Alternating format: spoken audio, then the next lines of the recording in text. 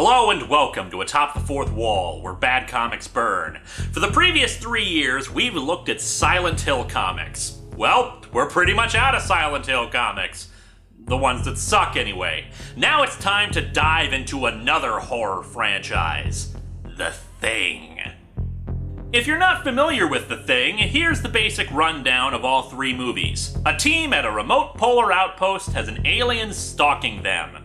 The original film, called The Thing from Another World, is a black and white sci-fi film about a humanoid plant creature that crashed in the Arctic and was buried in the ice. A scientific research team and some Air Force personnel are holed up at a base and find the creature, accidentally thawing it from the ice. There's a dumbass scientist who thinks the creature can be reasoned with despite it continually killing things, feasting on blood, and demonstrating enough intelligence to know how to fight them. The asshole even takes some seed pods from the creature and tries to grow them. I'm just glad the monster shoved him aside at the end.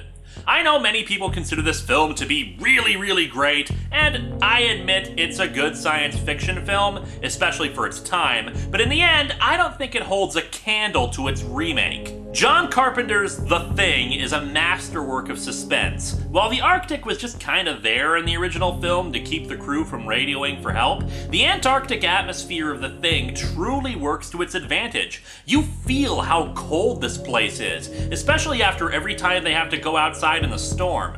The basic plot is that a Norwegian chasing a dog arrives at the camp screaming and trying to shoot at it. When they investigate the Norwegian outpost, you see that this place has gone through absolute hell, and we quickly find out why. The dog is a shape-shifting alien that absorbs other creatures and imitates them perfectly. And because the dog had been wandering around the camp for the better part of a day, no one is certain of who's infected by the thing and who isn't. Because there are plenty of scenes where characters aren't shown, the audience is put in the same position as the characters. We don't know who to trust. Even Kurt Russell, who serves as the main protagonist, could be an unreliable narrator. I know James Rolfe has said that the special effects of the film ruin it a bit because they're too gruesome, but frankly, I think this shows it as the king of practical effects over CGI for horror films. And don't get me wrong, CGI is not a bad thing and sometimes necessary, but a lot of films don't integrate it well, and in the end, something that the actors are actually interacting with is always going to be more interesting than something that isn't. The effects for The Thing truly show how completely and utterly alien it is, and there is nothing that we fear more than what's different. And then there was the prequel that came out last year. Look, I'll be honest with you, I don't think the prequel is entirely awful. It had a lot of good ideas, but it's not half as scary as the Carpenter film, and for a prequel to that movie, The Thing is wildly inconsistent from that film. In the prequel, the thing is really damn fast, really damn strong, and while in the Carpenter film it was smart, took its time, and only revealed itself when it absolutely had to, in the prequel it reveals itself over and over for no damn reason! And as I said before, the CGI is not integrated well, and half the creatures were clearly not really there. Plus, the thing rarely looked like some hideous monstrosity birthed from your nightmares. It was just this big gaggle of tentacles. And you want to know what my favorite part about John Carpenter's The Thing is? Nobody was stupid! I know I'm human. And if you were all these things, then you'd just attack me right now. So some of you are still human. Seriously, the characters act exactly how anyone with half a brain would act in this situation. In the prequel, the characters are complete and utter morons. And hell, it didn't even take advantage of the fact that we have people from 2 different nationalities in play.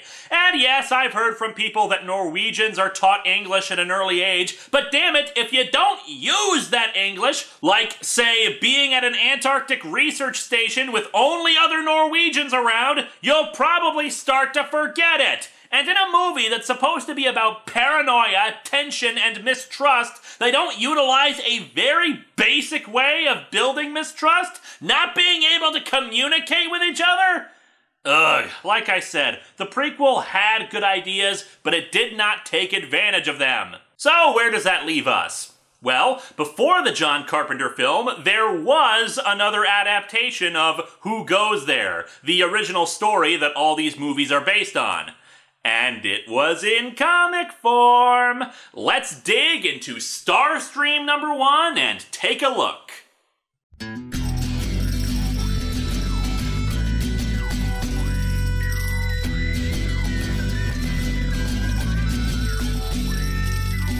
Welcome to Atop the Fourth Wall, where bad comics burn. Linkara's gonna teach you all a lesson you won't learn. Brodsky, you're not the smartest. Life out, you're not an artist. Anyone who's had a bad comic published, it could be your turn. Linkara, he's a man punch, wears a pretty hat. Linkara, he has a magic gun. Where'd he purchase that? Linkara, coins, robots, Amazon and trucks. Linkara, this comic sucks. Linkara. It's living in the fridge. You can't stop the mold from growing. Living in the fridge. Can't tell what it is at all. Starstream was a 4-issue science fiction anthology series that was rarely actually sold alongside comics. They were published by the Whitman Publishing Company, which was a sister company of Gold Key, a comic publisher we've talked about before. Starstream was rarely, if ever, sold on comic racks in grocery stores. Bear in mind, comic and hobby stores were not that common back then, so this was still when comics could be reasonably sold in grocery stores. But instead were usually packaged with multiple issues and sold in the children's section, alongside coloring books and the like. It was a bizarre practice, to say the least, especially when you consider that the comic covers were going for something that more resembled paperback sci-fi novels than a standard comic cover. The majority of stories in Starstream were adaptations of classic sci-fi stories, and because it was an anthology, today's comic has 5 other stories in it aside from Who Goes There. Because this month is focusing on The Thing, and because the review would be too damn long, we're only going to focus on the Who Goes There adaptation and not talk about the other stories. Subsequently, our cover is not relevant to the story and is just really bizarre. There's some vague humanoid shapes, a colorful Rorschach painting framing everything.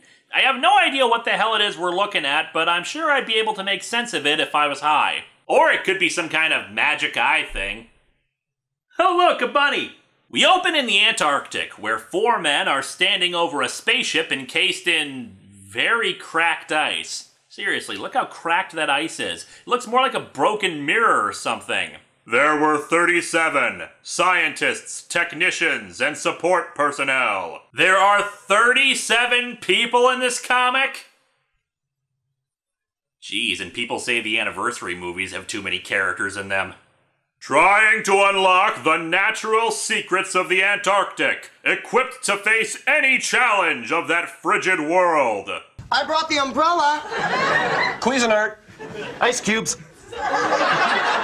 But none could have anticipated the frozen horror that was about to become a part of them. My God, we left the Dippin' Dots in the freezer for too long! What the devil is it?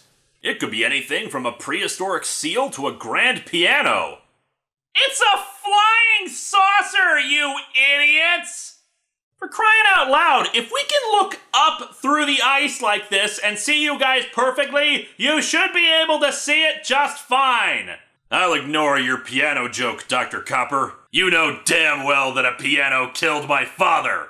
And I'm also willing to bet it's not Super Seal. If there's one thing we can be sure of, it wasn't a giant deadly mantis. One thing's sure, it's big. Yeah, thanks, Steve. You're a barrel of useful information today. MacCready radioed to the base for the steam tractor with pneumatic hammer attachment. Available now! Order in the next hour and get the drill attachment absolutely free. Sure wish I knew which one of these guys was MacCready. Not a one of them looks like Kurt Russell. With the steam tractor pounding into it, they managed to partially uncover the UFO. Realizing it's something metal and that it's possibly an alien ship, they decide they need to free it from the ice. they figure thermite is the best bet to melt the ice around it. However, whatever type of thermite reaction they decided on was apparently a bad idea. The alien ship is made of a metal that just melts away thanks to the heat.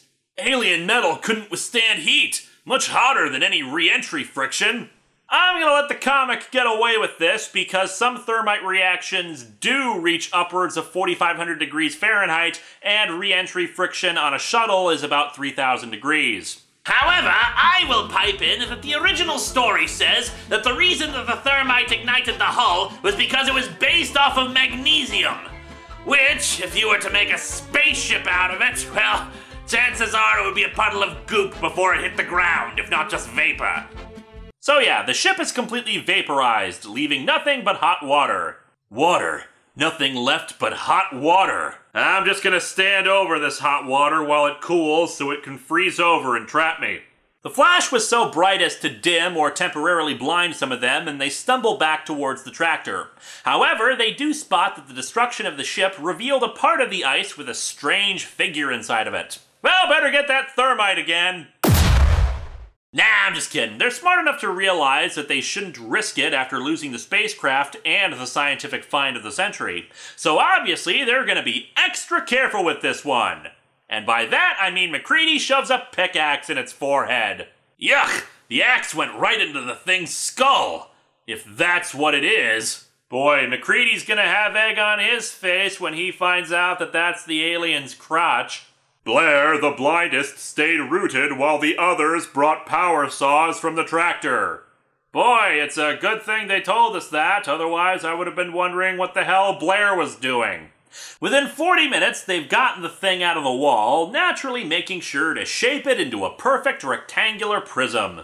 Nice. We came with our feeble instruments to measure wind and ice and magnetic forces, and found a thing that had 1,000 times our knowledge. 10 million years ago! Yep, they sure had 1,000 times our knowledge, which is why they made a ship out of a metal that lit up like a Roman candle.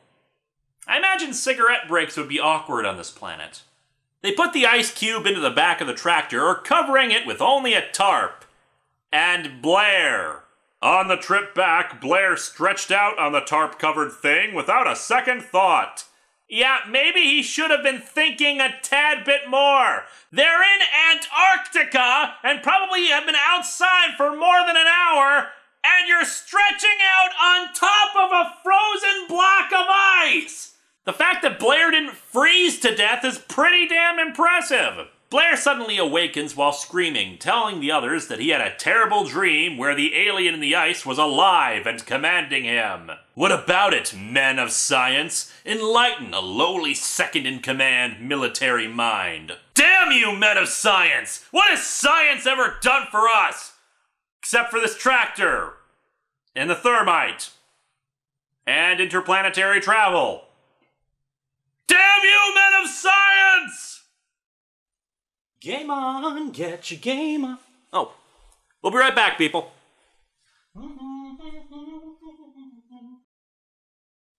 Tough times, hard climbs. Oh, we're back.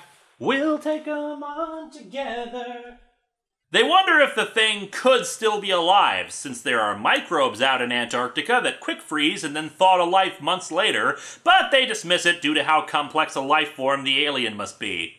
Back at the base, Commander Gary has called all 37 people into the barracks to discuss what to do with the thing. Blair wants to thaw it and examine it, but Norris wisely points out that the thing could be carrying diseases completely alien to humanity, and they should quarantine it until they have better resources. I actually really like this scene because it shows the characters being intelligent. No one's being an asshole about it either. They're throwing out very likely possibilities, the danger of alien disease, that a sterilizing bath might damage the original life form. It's smart, and the thing that pisses me off more than anything else in movies is when characters are stupid. Like, say, in the Thing prequel movie, when they just drill into the damn thing to get a sample without anyone even bringing up the possibility of alien disease! Sorry, no more harping on the prequel, but something like that just pisses me off. For heaven's sakes, the people in that movie are supposed to be scientists! And so they put it to vote, with the votes to thaw it out winning through. They say that the creature's head should be thawed out by now, and I'm actually really curious now. In John Carpenter's movie, we never got to see an original form for the thing. So what kind of hellish monstrosity does... That's the thing? Look at this goofy-ass thing. It's like a rejected Muppet. Classic series Doctor Who is looking at this thing and saying, yeah, we can do better than that. It looks like pure evil. Yes, gaze upon the true face of evil. A three-eyed, scraggly-haired plush doll. You know what it looks like? It looks like one of the alien squeaky toys from Toy Story wearing a wig. Later at night, while it thaws, a man named Conant is doing some work. He has a sudden urge to set fire to the thing and thinks he sees the worms that are the thing's hair wriggling a little, but figures it's just his imagination. Naturally, he's so engrossed in his work he doesn't notice the thing get up and start moving. Shortly afterwards, he comes running out and screaming that the thing is alive and he must have dozed off and it walked away. They hear dogs barking and think they have the alien cornered, but then they spot it. Now here is a creature. The thing now has one arm as a tentacle and its head is becoming a dog. Charnock, our lead dog. The thing is absorbing it. Not just eating, becoming it. The dogs spotted it escaping. To defend itself, it started to become Charnock. It must have realized that Charnock is a very vain dog, so it would never attack something that looked like it. No, if it lived with an axe in his head, bullets won't do it. Which is why you're shooting it? Huh? Anyway, there was apparently some backstory that we missed since the guy yells for MacReady to get an electric harpoon that they had evidently fashioned for killing fish. It's a live cable lashed to a mop handle. They use it to fry the thing, apparently killing it. One of them reaches for the remains, but Dr. Copper yells not to touch it, since he has a sneaky suspicion about it. He orders it to all be shoveled into plastic bags and he examines the remains, realizing that the remains weigh the same as the dead dog did, despite the thing clearly being larger and having more mass than the dog. It can separate itself from the animal it becomes, and then become another. The thing is free again! Dear Lord, this could interrupt my pipe smoking! The personnel quickly realize that if the thing could become a dog, it could also become a human. The first under suspicion is Conant, who gives some personal information to try to dissuade them, but Blair says it wouldn't matter and believes that the thing is telepathic because of his earlier dreams. Of course, they don't actually know if he's the thing, so they lock him in a supply closet while one of the men goes out to bury the remains of the dog thing. Copper suggests using a blood serum test of injecting his blood into a rabbit, which will create antibodies against human blood, and then they'll inject a sample of Conant's blood into the rabbit. If he's the thing, the rabbit should reject this new blood. Or you just infected the rabbit with the thing, and it'll assimilate the rabbit and you won't be able to tell. Smooth.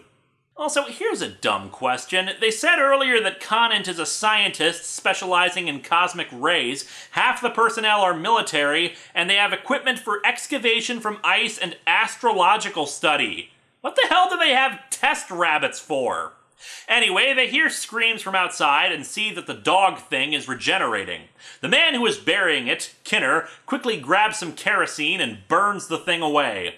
MacReady thinks that they only have Conant to worry about now, but Copper points out that if Conant is one of the things, he could have infected others before he sounded the alarm.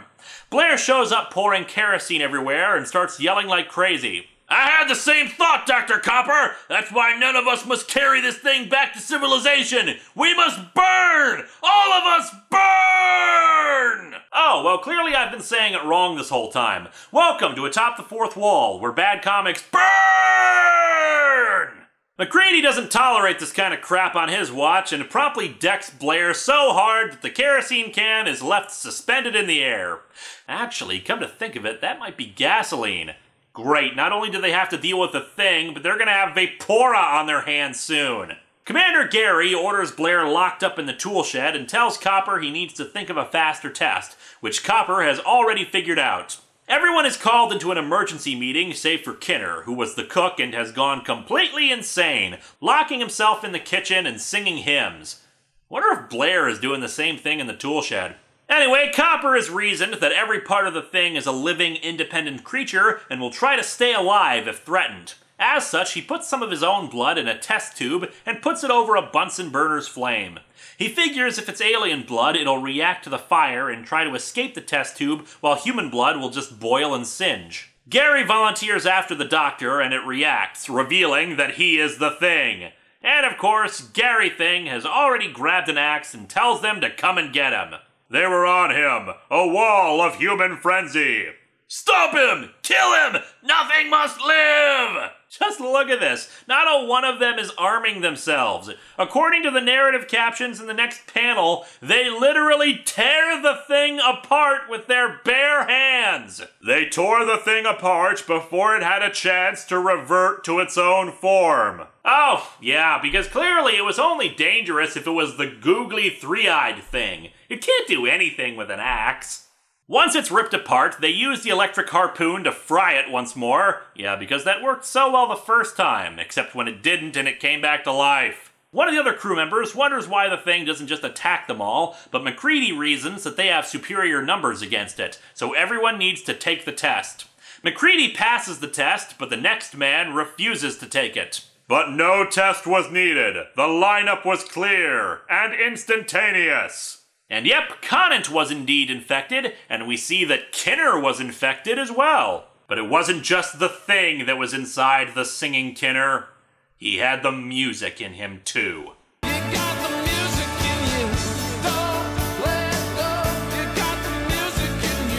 The battle was brief and brutal, and completely off-panel. You gotta love this dialogue. Let none of them live! The things must die! You know, in John Carpenter's movie, it's clear that there's no reasoning with this creature since it never attempted to communicate with them. But here, does anyone suggest talking to it and asking what it wants?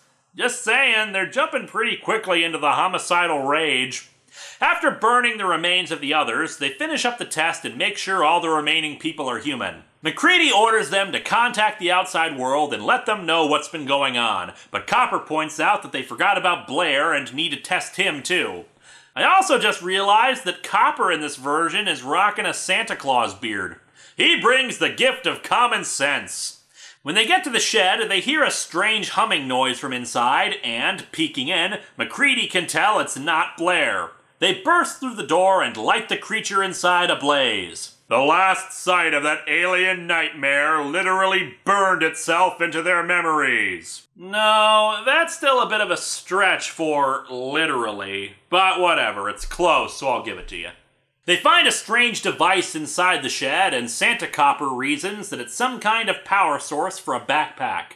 MacReady puts it on and tests it, discovering that it's an anti-gravity device, no doubt for an attempted escape from the continent. And so our story ends with MacReady and Copper looking at the burnt-out remains of the shed and contemplating that they came close to losing their world.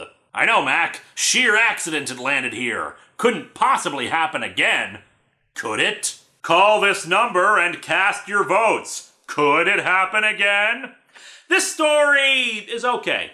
It's not great, partially because the dialogue is stilted due to the time period it was written in. It would be at least another decade before we started seeing realistic dialogue in comic books. Before that, it seemed like everybody was always shouting in comics, putting exclamation points at the end of every sentence. For the story itself, it's a decent adaptation, short and to the point. There is horror to be found in concept alone, and the realization that this alien being survived being frozen and could imitate you. It's actually more interesting to look at this after you've seen the John Carpenter film, if only because you see how they both took the same source material and did different things with it. Ignore the different mediums. They hit on similar points of mistrust, a blood test, MacReady becoming the leader, and men going insane from the possibility of the thing spreading out beyond the frozen wastes of Antarctica. It's just that since this was a short story and had no real basis for the thing before, the creature looked absolutely silly, there is not much to say for character development, and the mood isn't quite captured the same way as the later film. Unfortunately, this month has only just begun, my friends. 20 years before the prequel movie, there was a sequel. In comic form. Huh. Wonder what that is. Well, maybe we'll find out next week.